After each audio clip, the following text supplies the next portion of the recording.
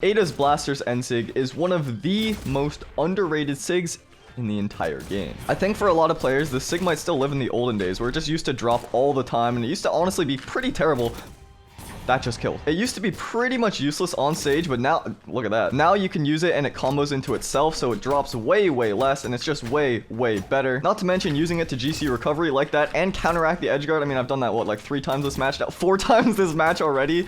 It is a really good move. I hope you'll bear with me here. This is going to be a much more lax casual commentary than most others. I had a pretty long week, but I just wanted to talk about this because it's one of the most fun buttons in the entire game. You can see right there, I'm just landing up on that platform, and I do it again, and I'm jumping, and I'm completely safe, and it does all that damage. 9.25 right there with the single hit, and then with the 3, 27.75. Now, granted, you're not going to land all 3 hits all the time, nor do you really want to, but that's still crazy for a primarily utility-based signature. There's also a neat mechanic. We'll see if I can do it this game, where if you land it on the very edge of the map, it'll lead into an automatic spike if the last shot is so you don't even need to start off stage for it to turn into an edge guard. It's very good. Okay, we'll see. Maybe if I can bait it out and then do it right here. Yeah, kind of like that. Imagine if I hit that first shot, it would have led into an edge guard. Now, I will say there are still some cases where it drops from time to time, but okay. But overall, it's very strong is what I was gonna say there. And look at the height of this jump. I mean, I'm just leaping above what axe can hit. Even that axe recovery, not even close to being able to hit me. If I charge this again,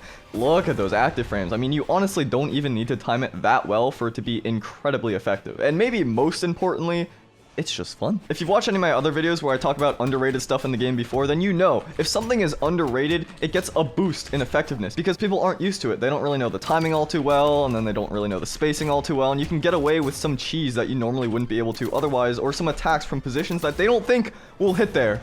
But they will. I didn't even mention the recovery time on this because it's kind of a given, but it's very difficult to punish, especially because you're leaping so high. I mean, look at that. That recovery not even close. And look at this. From this position, I'm completely fine. Just because of this height and this horizontal momentum you have, yeah, I'm just clearing the stage. And again, this is a pretty interesting case because this move used to be really bad. And by that, I mean you literally would not want to use it at all on stage because it would drop so much that your opponent would have time to go up and punish you. But now that the shots connect most of the time and deal 27.75 damage, 27.75 damage, by the way, that's more than a downlight Sayer on Spear. And anyone less than 6 defense, it's gonna be like 30 damage. For how much movement you get, that's crazy. Like right there, that's like what, 30 damage plus the nair? Yeah, it's a lot. It's a lot. And then of course you can just jump up. Ada has not played too much herself either, so people don't really know where it's going. You can set yourself up into a perfect ground pound like that. If you're wondering why that edge guard was so effective right there, it's because that nsig closed off the early options they wanted to go for an earlier recovery or something like that, and that makes the ground pound way easier to hit, which by the way, guns ground pound,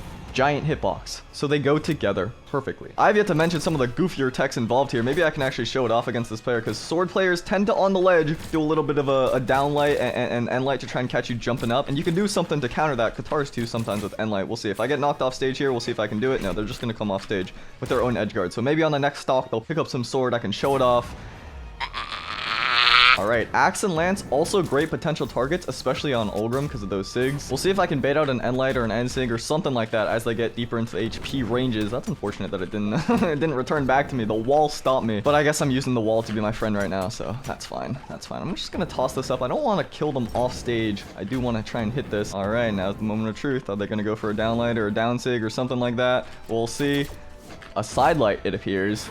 And I'm safe. You know, I feel like that wasn't quite the full deal because it didn't actually hit them. It didn't connect. I mean, I got away with it scot-free. But against Orb, a lot of people like to do down airs and then alternating side airs on the ledge. So we'll see. Maybe I can take advantage of that and hit the nsig, actually. Because it's one of those weird positions where right here, you would not expect people to get back on the stage. A lot of the time when people do these anti-edgeguard GCs, it's like right there. You know what I mean? It's right by the lip of the stage. But with this nsig, you can do it right here. All right, well, it was a good video while it lasted. But you see what I mean? Why did that not hit?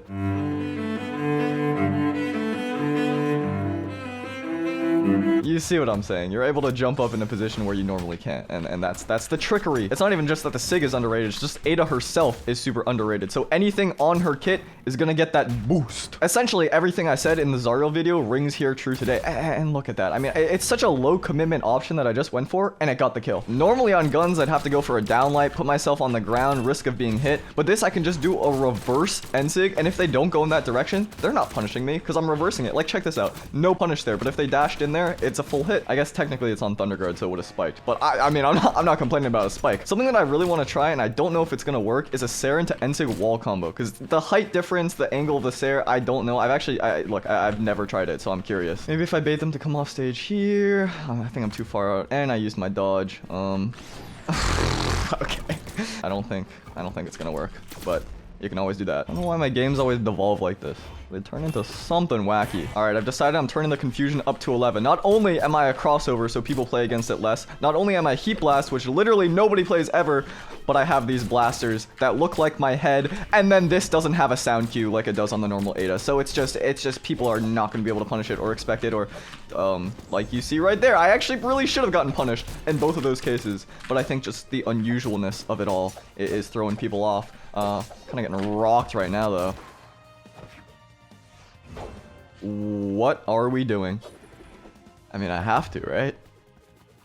Yeah, okay. You see what I mean about the wackiness? I mean, they literally just went from destroying me to whatever that was, and I am not complaining, nor am I not still getting punished.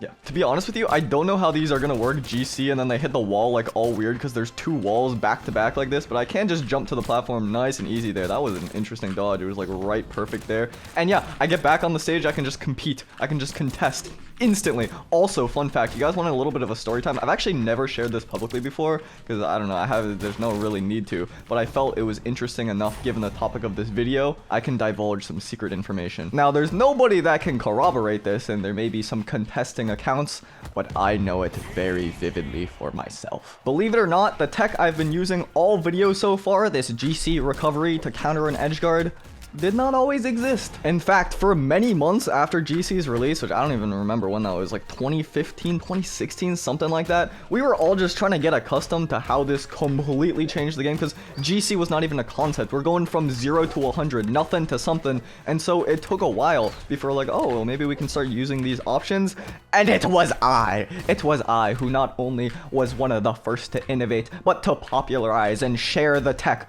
among other fellow top players. Now again, people may not remember it that way, they may not think of it, because I didn't necessarily outright state that, I didn't make a YouTube video out of it or anything like that, but I have these distinct memories of it never being used before, and then I started utilizing it in ranked, and like trying to adjust my brain to this new technique was very difficult, because I don't have jumps. It was something like I'd never done before, and having to consider these options now as an available thing to go for was novel. But I remember thinking about like, oh, I gotta change my tier list because of this new tech, this new technique. Like Scarlet nsig, isn't this just gonna be broken now because you can recover from anywhere?